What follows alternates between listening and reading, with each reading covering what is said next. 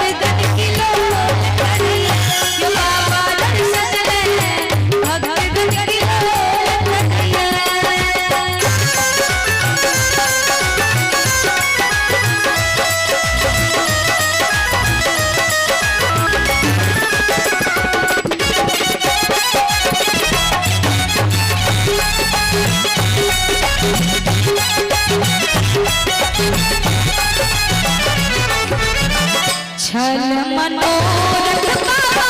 धाम जाएब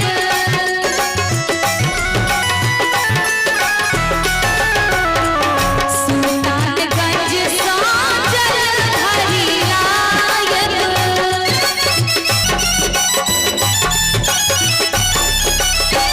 छल मनोरथ बाबा धाम जाएब सुल्तानगंज से जल दर्शन ले हमारो प्राण छूटइए यो बाबा, दर्शन ले हमारो प्राण छूटइए यो बाबा दर्शन ले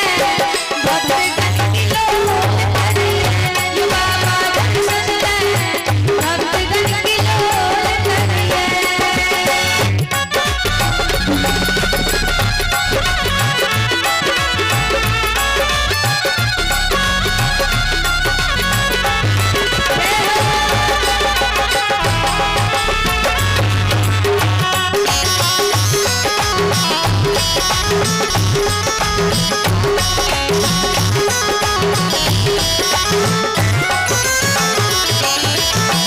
अरे जीवी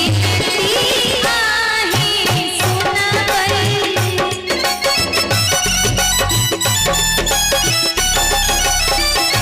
आहा के छोड़ हम तकरा कहबई